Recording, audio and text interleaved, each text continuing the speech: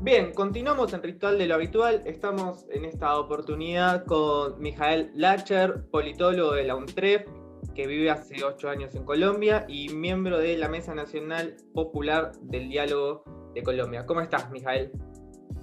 Pues más o menos, ahí vamos. ¿Cómo están ustedes? Bien, nosotros acá estamos bien con un poco de frío, pero bueno, queríamos consultarte, ¿no? Acá en Argentina se han difundido mucho, sobre todo por redes sociales, la situación que se está viviendo en Colombia. Lo que más se ha difundido fueron las imágenes de la represión policial, de la brutal represión policial, de la cantidad de muertos que hubo, que hay, pero queríamos obtener esta oportunidad también para profundizar un poco como en las causas que desencadenaron este conflicto. Sí, a ver, Colombia es un país muy desigual, como muchos de los países de Latinoamérica, una concentración de la riqueza evidente, grosera, obscena y violenta, porque hablamos de grandes ciudades en Colombia, como su capital, Bogotá, o Medellín, de donde les hablo, Cali, Barranquilla. De ahí para abajo son ciudades medianas, pero de ahí para abajo, que es la mayoría de la población colombiana, vive en pobreza, ¿cierto? Sin los mínimos recursos. Tan solo en la ciudad de Medellín incluso tenemos de los 2,5 millones de habitantes, 250.000, 10% sin acceso al agua potable. Lo que ustedes pueden ver obviamente en medios y demás de Medellín, Pocante o Bogotá y demás, aquí hay mucha riqueza y hay muchísimo dinero, pero hay muchísima desigualdad. Entonces, esto no arrancó el 28 de abril con la primera marcha de este año, donde solo en Medellín calculamos que había entre 35 y 40.000 personas en la calle. El movimiento de la marcha en Colombia empieza fuertemente o retoma fuertemente en noviembre de 2019, ¿cierto?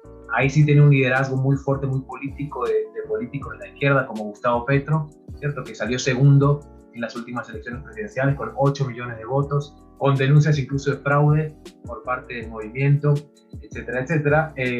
Y gracias a una vocería de un hoy senador, Gustavo Petro, de él y de otros tantos, el pueblo colombiano empezó a darse cuenta mayoritariamente de estas desigualdades sistémicas que tenemos, ¿cierto?, en el país y en Latinoamérica en general.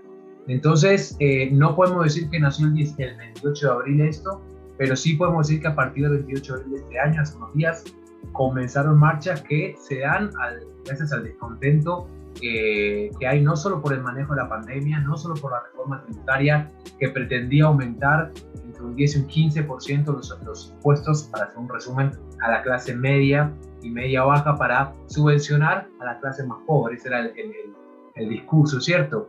Pero que no tocaba en absoluto a los más ricos. Y cuando hablo de los más ricos, hablo a los grandes terratenientes de este país. Colombia se reduce a 4 o 5 familias, Sarmiento Angulo, Arriba Lule, Santo Domingo, que ninguno vive aquí, además hay que decirlo, vienen entre Nueva York, Madrid y otras ciudades del mundo, y que desde allí manejan los grandes grupos empresariales, mediáticos, grupos incluso de supermercados, las tierras cultivables, el 80% de las tierras están en manos de una sola familia, de los Arriba Lule, que son además dueños del equipo de fútbol nacional de Medellín. Entonces miren que son tentáculos que, a diferencia de Argentina, podemos decir que en Colombia son menos las familias y que están mucho más variadas, tienen un portafolio de inversión muy variado y que básicamente ha hecho que el descontento popular, la evidente, como decía antes, desigualdad, ha llevado a todo el mundo a la calle. En la marcha en la que obviamente estuve, se veía gente de todos los colores y de todas las regiones y de todas las profesiones que hay.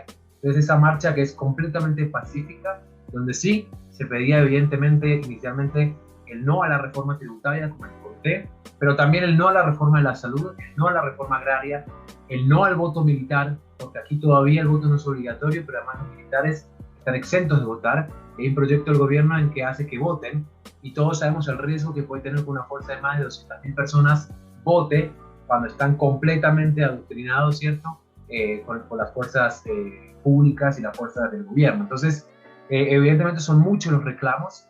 El de la reforma fue el más evidente. Al tercer día, perdón, de la marcha, el presidente de la República retiró la reforma. No fue suficiente. Al día siguiente, el ministro de Hacienda, quien formuló esa reforma, también renunció. Cabe aclarar que durante entrevistas periodísticas antes del paro nacional, el ministro Carrasquilla, ministro de Hacienda, no sabía cuánto valía, por ejemplo, una docena de huevos, y dijo un valor que es un cuarto al valor real. No lo puedo hacer en comparación con Argentina porque no sé cuánto está la docena de huevos, pero imagínense un cuarto de lo que vale. Eso enervó a todo el mundo. Si bien es simbólico, evidentemente, pero que el ministro que está a cargo de hacer el paquetazo, como lo llamamos, donde se le iba a agregar el IVA a productos como el huevo, la leche, la carne, etcétera, etcétera. Y lo que no entendía mucha gente es que incluso si era para dar subvenciones a los más pobres terminan de pagar mucho más porque le iba a aumentar toda la canasta básica. Entonces, eso y sumado a una entrevista en donde el presidente de la República confesaba que no sabía todos los puntos de la reforma, y él es quien la presenta al Congreso, hizo que la sociedad ya estallara, por lo menos emocionalmente, y saliéramos todos a la calle. Y cabe aclarar, no hay un movimiento, un sindicato particular que convoca. Esto es, y por primera vez hice en la historia algo diferente, que Argentina sí lo tiene durante muchos años, y es que han salido a marchar personas que no están afiliadas a ningún gremio, a ningún partido, a ningún movimiento social. Entonces, eso sí es una diferencia que Colombia no ha tenido, ¿cierto? Donde muchísima gente no pertenece y hasta no se define ni de izquierda, ni de derecha, ni de centro, se define partidaria. Y eso fue muy interesante ver. Entonces, en esas estamos y ya van varios días de protesta. Sí, esto que vos mencionabas me parece muy interesante porque de aquí de Argentina también se pudo ver esa cuestión de que es verdaderamente genuino el reclamo y es verdaderamente popular en el sentido en el que, bueno, todas las expresiones políticas, todas las expresiones populares confluyeron en la calle, ¿no?, para oponerse a las reformas del gobierno. Eso también me parece que marca que, bueno, que es difícil aglutinar o poder definir como cuál es el horizonte de todo ese movimiento, pero yo te quería preguntar como qué otras reivindicaciones pide el pueblo, ¿no?, que está ahora en la calle y que logró derribar la reforma tributaria. Mirá, como te decía antes, así es, Gabriel, todo lo que dices es cierto, es preciso, y se viene la reforma de la salud, la reforma de la justicia, la reforma de la salud que ya viene muy aporreada, muy golpeada la salud en Colombia. El sistema de salud funciona muy parecido al sistema de Estados Unidos, ¿cierto? Pero con mucho menos dinero. Y ahora iban a hacerlo mucho más privado y mucho menos accesible. Quienes tenemos la suerte de tener lo que es la EPS, ¿cierto? O incluso la póliza, o la prepagada, como se dice en Argentina, no lo sentimos porque realmente tenemos buen acceso a la salud, ¿cierto? Si vivimos en ciudades como Medellín, por ejemplo. Pero quienes no tienen esa suerte tienen que esperar meses y años para consultas y de calidad cero. El COVID lo que hizo en todo el mundo es mostrar las falencias del sistema sanitario y de la sanidad pública en general en el mundo. La diferencia es que los países que vienen avanzados, no me gusta llamar primer mundo ni tercer mundo, ni mucho menos, pero muchos países aprovecharon para reforzar realmente los procesos y las infraestructuras. Colombia no solo no hizo eso, sino que mostró mucho más las falencias y la falta de acceso.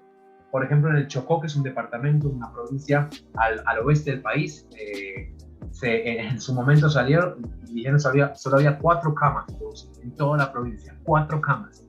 Entonces eso demuestra lo terrible del sistema sanitario y bueno, van a presentar que está en marcha. Todavía dice, me tocó una reforma a la salud, pero no para mejorarla, sino para empeorarla y hacerla cada vez menos accesible. Entonces los médicos también salieron mucho a marcha porque conocen y muy bien de primera mano ese sector. Entonces médicos de todos los estratos. Aquí en Colombia lamentablemente se estratifica, ¿cierto? Se hacen por estratos según la zona que vives y según tu salario, del 1 al 6, 6 siendo el más alto, evidentemente, y 1 el más bajo.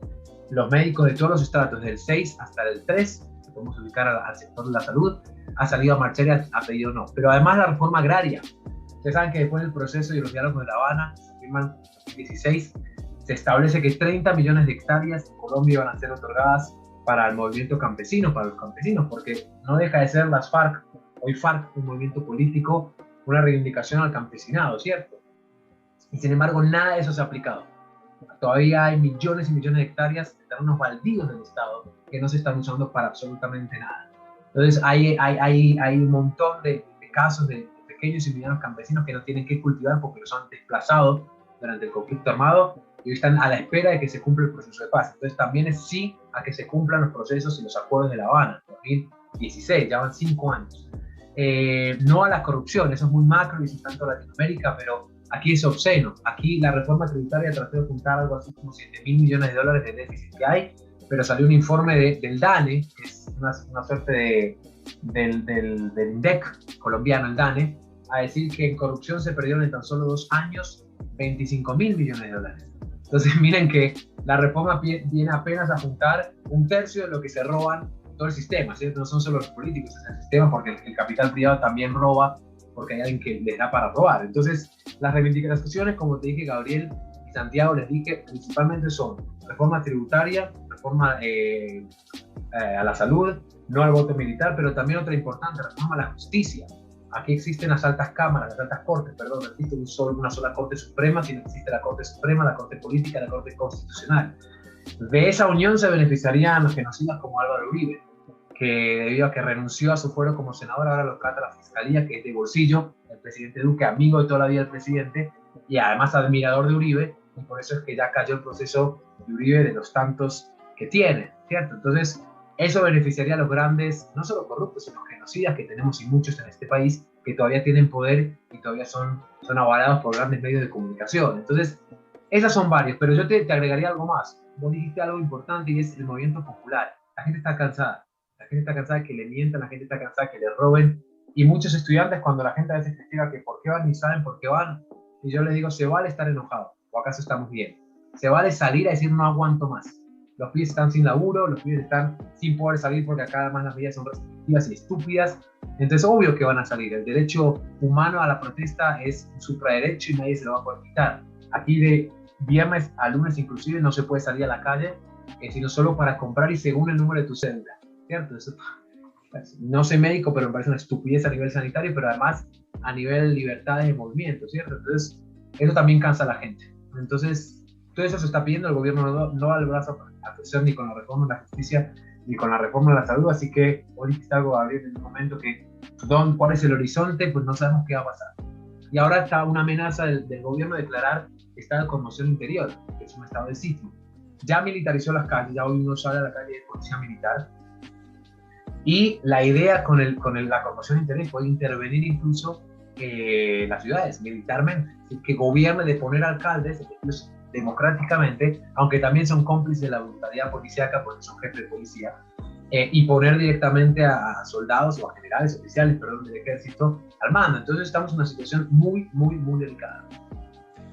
A mí me recuerda todo esto que contabas, Mijael, a la situación que en su momento se desató en Chile, ¿no? Allá por el 2019. Digo, si bien son procesos particulares, son países diferentes, Chile y Colombia, esto que se remarcaba en su momento, que salía con que era el aumento de 30 pesos de boleto, y no, que era un contexto de 30 años de un sistema desigual, que dejaba un montón de gente afuera, y que bueno, bien lo decías vos también, la pandemia en cierto punto profundizó, ¿no?, estas desigualdades, no solo en el sistema sanitario, sino en general en todos los ámbitos de la vida social, y nada, me parecía importante destacarlo. Después, obvio, con sus particularidades, pero que me hace recordar ese hecho, como el de Chile.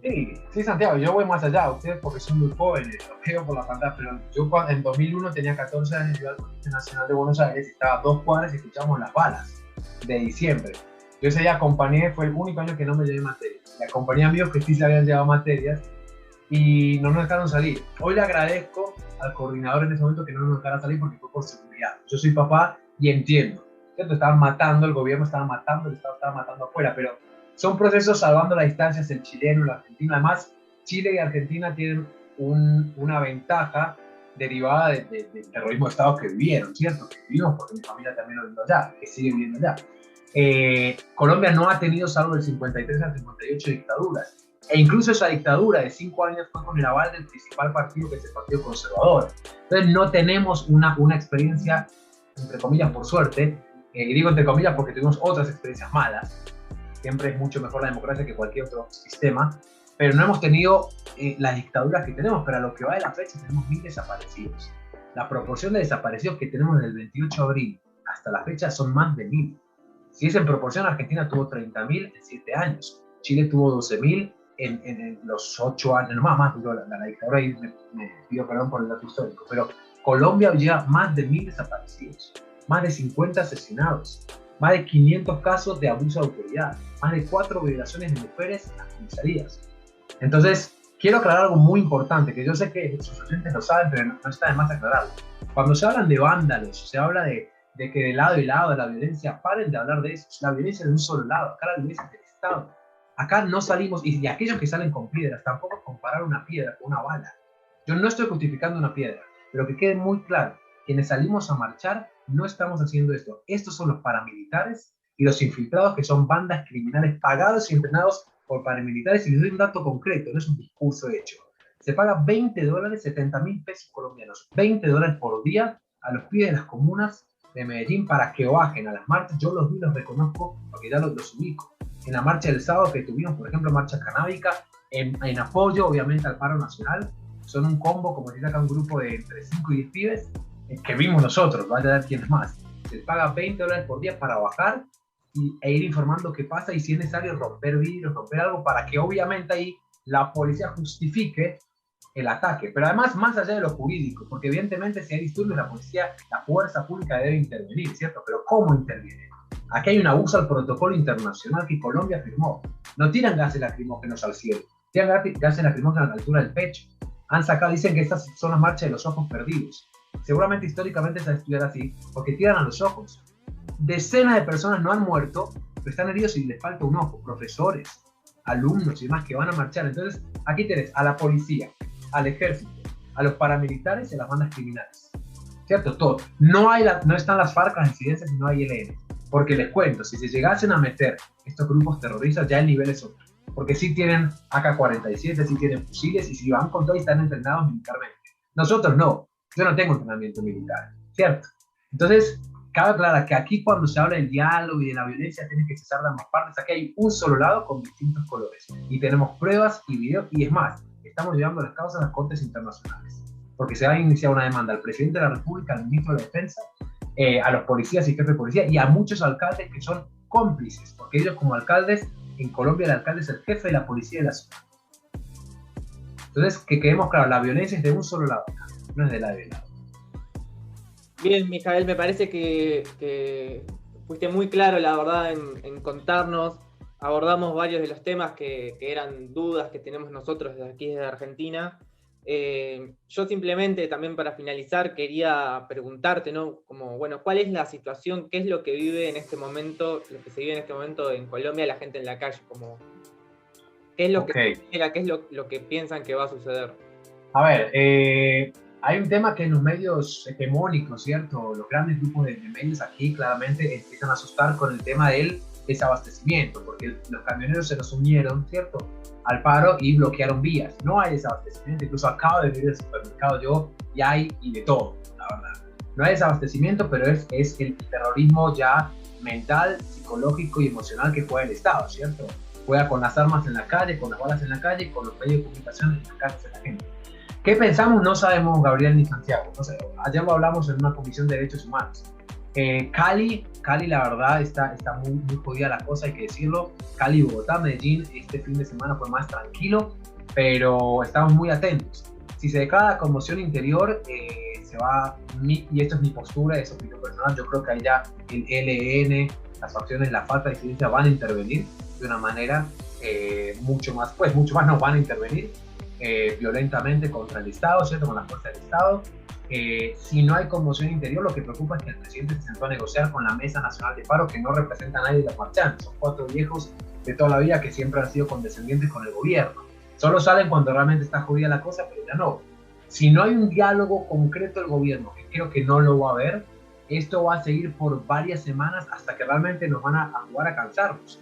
Hay muchos que ya no tienen nada que perder, pero otros que sí, que tenemos que seguir trabajando y tenemos familias y tenemos que cuidarnos mucho. Entonces, no sé, el panorama es muy desolador, muchachos. Yo no les puedo decir qué va a pasar. Les digo lo que está pasando ahora, pero si en los próximos días no hay una sentada de negociación firme con los sectores sociales que estamos pidiendo que nos escuchen, creo que la espiral de violencia de un solo lado ya va a empezar, sí, a afectar absolutamente a todos. Y la calle está jodida porque, además de todo esto, es una orden de los alcaldes de que haya delincuencia del común, ¿cierto?, atemorizándonos, y que quieran ver a la fuerza pública como la salvadora. Entonces, está jodida la cosa, y yo sí les pido que sigan transmitiendo y nos sigan preguntando y nos sigan acompañando, porque hasta el 5.º día no había ningún medio internacional, salvo, digamos, los amigos de familiares, pero era muy desolador. Hoy el mundo se está haciendo eco, pero nos han cortado la luz en Cali, nos han cortado la luz y la internet acá, entonces muchas veces nos cuesta transmitir, pero les pido que por favor estén ustedes y sus compañeros y compañeras atentos a lo que esté pasando, por favor. No, sí, desde ya, Mijael, que vamos a seguir atentos. También te decimos que nosotros desde acá siempre vas a contar con este espacio para comunicar cualquier cosa. Te mandamos todo nuestro apoyo desde Argentina. Acá la situación, como vos decías, también lamentablemente los principales medios de comunicación tardaron bastante tiempo en dar a conocer qué era lo que pasaba, no levantaron la noticia rápidamente, sino que verdaderamente esto se conoció y empezó a salir a la luz lo que pasaba en Colombia, fundamentalmente a través de las redes sociales y de las imágenes de la brutal represión. Eso fue lo que hizo que se empezara a hablar de Colombia, y hoy en día, bueno, todo el mundo está al tanto de lo que sucede y sigue atentamente. Así que te agradecemos mucho haberte tomado el tiempo para poder charlar con nosotros, contarnos un poco, y desde nuestra parte, bueno, estamos disponibles para comunicarnos con vos cuando sea necesario. Gracias, Gabriel, gracias, Santiago, y bueno, estamos en comunicación. Dale. Gracias.